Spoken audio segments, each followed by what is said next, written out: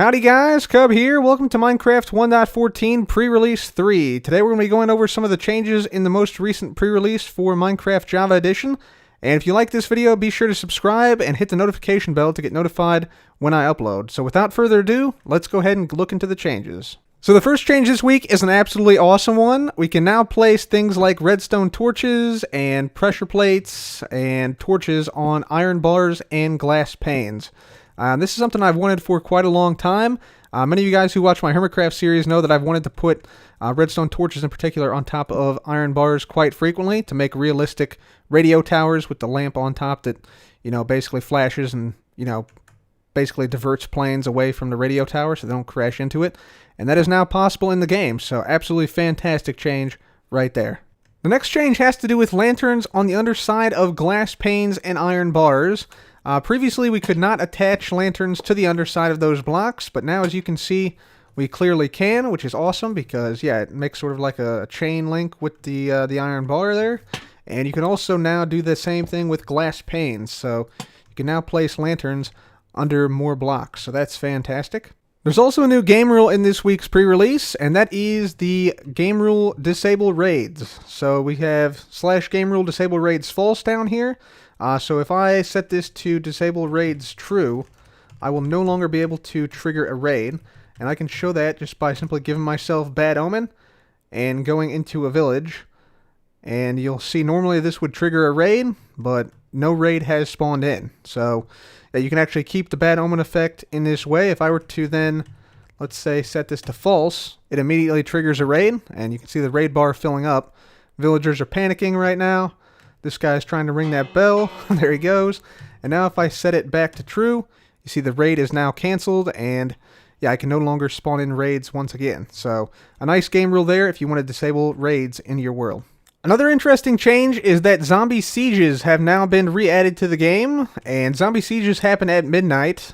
So if we go ahead and just wait around here until midnight, which it almost is, we should see a zombie siege if I just continually set the time to midnight. And here we go. We have ourselves a little bit of a zombie siege going on. So these zombie sieges have been re-added to the game after they've been missing for quite some time.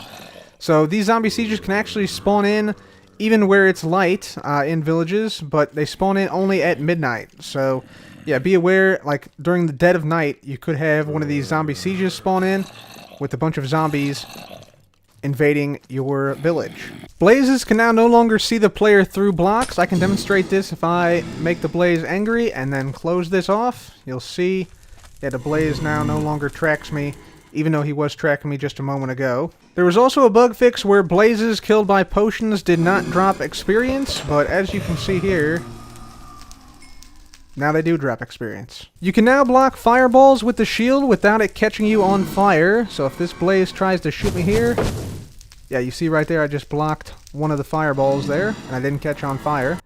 And so the same thing applies to other flaming projectiles. So for instance, fire arrows. See that fire arrow just shot right at me, and I could block it no problem without it catching me on fire. There was also a bug fix with tamed foxes, which this fox right here should be. So this fox should not run away from me if I go into survival game mode. Yep, there we go. Okay. And now if I get hit by a wolf or something,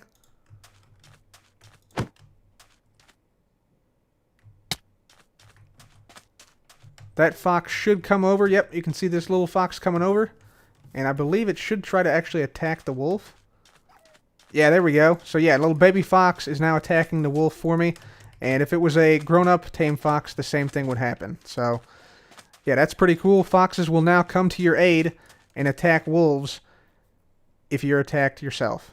There was also an infinite trading glitch that was patched with the Wandering Trader. Basically, if you were in the GUI of the Wandering Trader, so this right here, and you traded while the Wandering Trader went through a portal, you could then trade an unlimited amount of times with the trader, even though he was then in another dimension. And so I'll just show you this is fixed here. If I go ahead and spawn in a Wandering Trader, and if I can send him through while in his GUI, or if they'll just not cooperate at all with me, let's just push him in, and you can see he instantly goes through, and you can see the GUI flash up for just a brief moment, and then it closes immediately once he goes through the portal.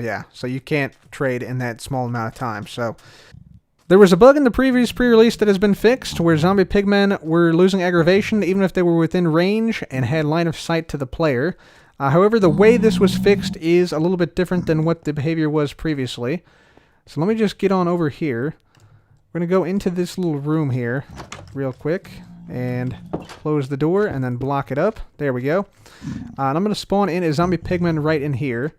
Now, this guy is not aggravated. None of the zombie pigmen are aggravated outside of this room. But there's no way other zombie pigmen can see what's going on in this room. So if I now hit this zombie pigman, only this guy becomes aggravated. So I'll hit him a couple times just to prove a point here. So this guy is definitely aggravated toward me. You can see, yeah, he's pursuing me a little bit here.